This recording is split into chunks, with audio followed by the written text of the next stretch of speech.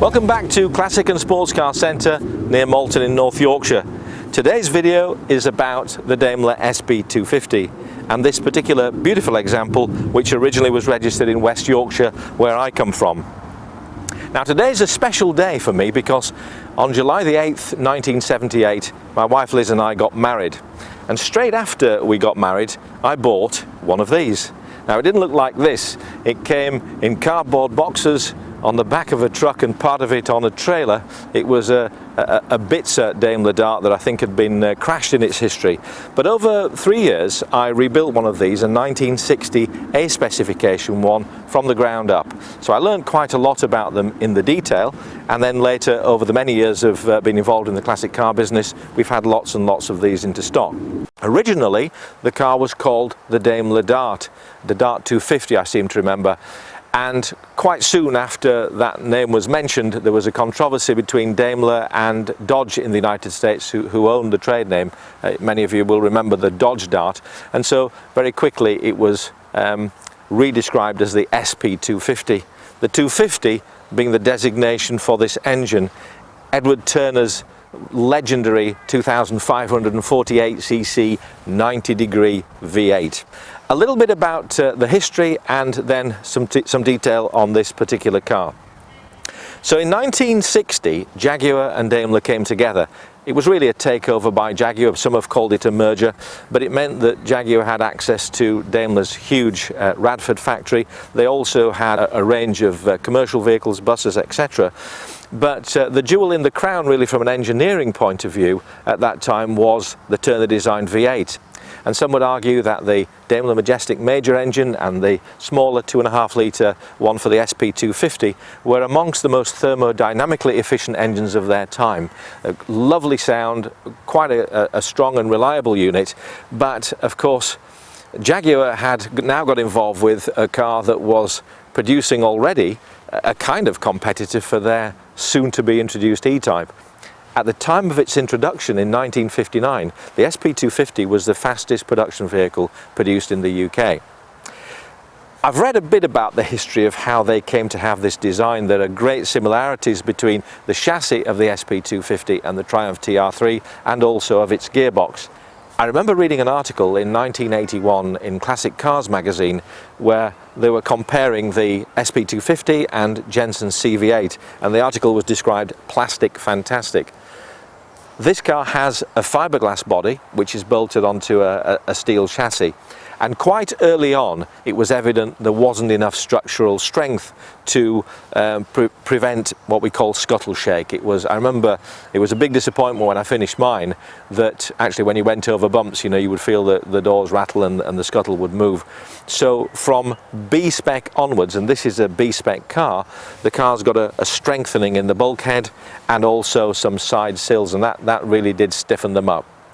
My plan now is to take it out for a road test so I can give you proper appraisal on the car, and I'm rather looking forward to that. So this was a car designed in the 1950s when most cars still had what we call a crash first. So the first gear on this model is a non-synchro gearbox, and what that means is that it's effectively a moving off gear. They're quite a bit more noisy than the rest of the gears because of the nature of their construction.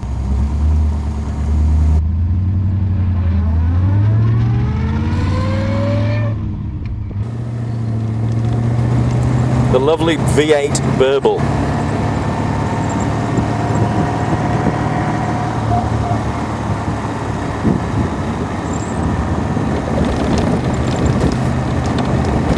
Well, this is quite a bumpy road, and already it feels a great deal more stable than the one that I used to own.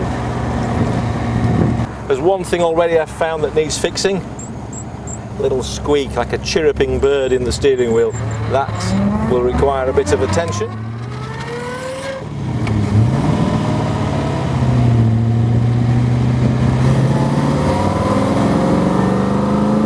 Oh, that's nice.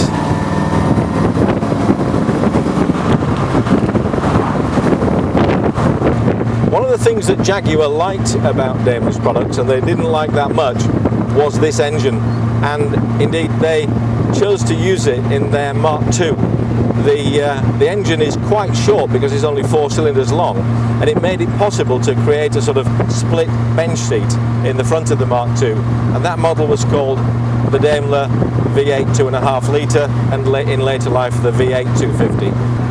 The engine was more efficient than Jaguar's own 2.4 litre. It was a great performer, and in fact it revved higher. This engine, although I wouldn't recommend doing it today, but this engine redlines at 6,000 RPM. That's quite a bit higher than the 2.4 Jaguar.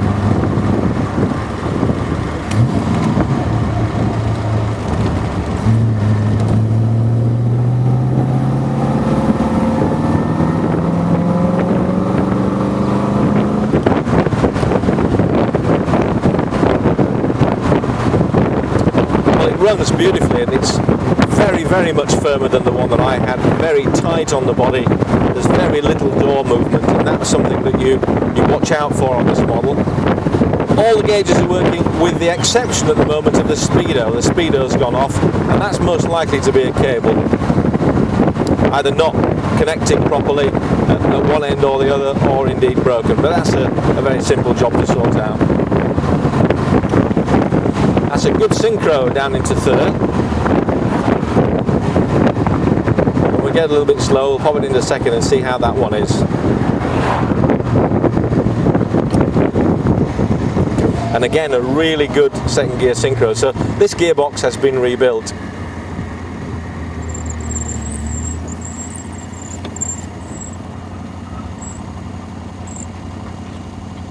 Idle speed just a little bit high.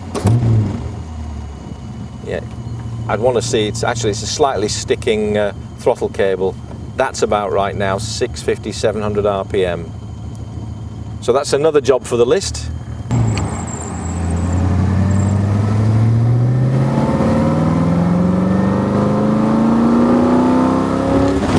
Oh, that's sweet.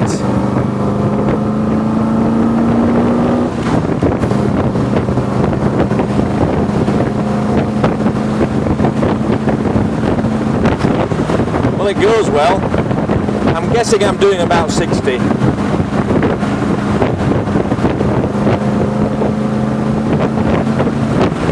Well, it goes really well, and it's very tight. It's got better than standard shock absorbers.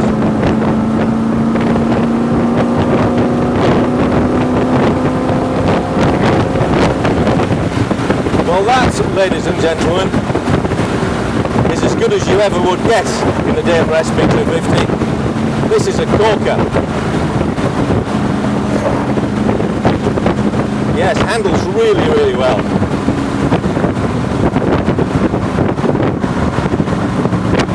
We're approaching the railway crossing, so I'll slow down a little bit.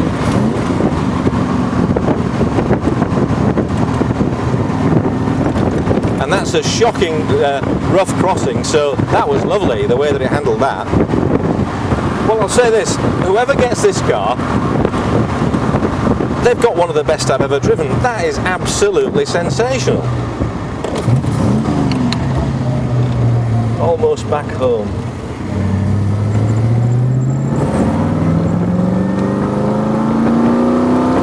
Listen to that.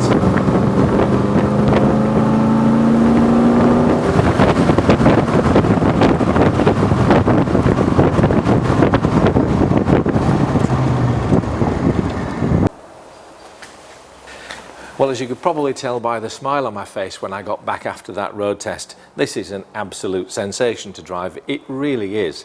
And I think I could go so far as to say that if my own car had driven like that after 3 years of rebuilding it, I may never have sold it.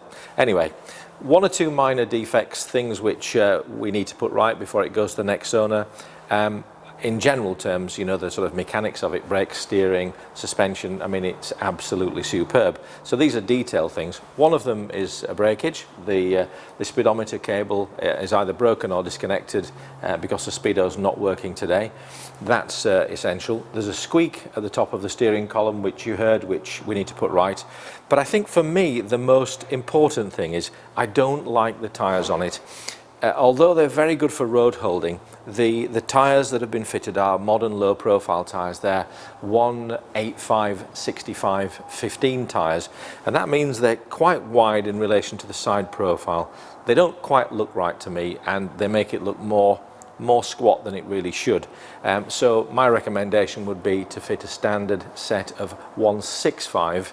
That's a 165/80 profile by 15. The same tyre that, for example, a TR3 would have, and the same tyre this would have had when they moved on to radials in the 60s. So that would be my recommendation. So on the cosmetic side of things, there's really very little. I mean, I can't see any obvious chips or marks on it. They're made of fiberglass, and they are prone to something called star crazing.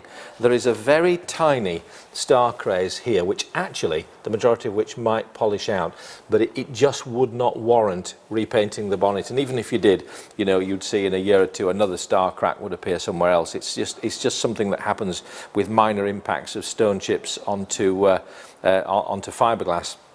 So the only other thing I saw was a tiny imperfection here, but again, I would polish it, but I wouldn't recommend any sort of remedial paint work. Unless something of this age has been painted last week, you're always going to see something, and it's such a lovely car. It's in, I think, show condition as it is, and I would do no more than that. Has a really first-class paint finish, and as you can see, the panels down the side are very good. When you consider this car's made of fiberglass, this is really a good standard.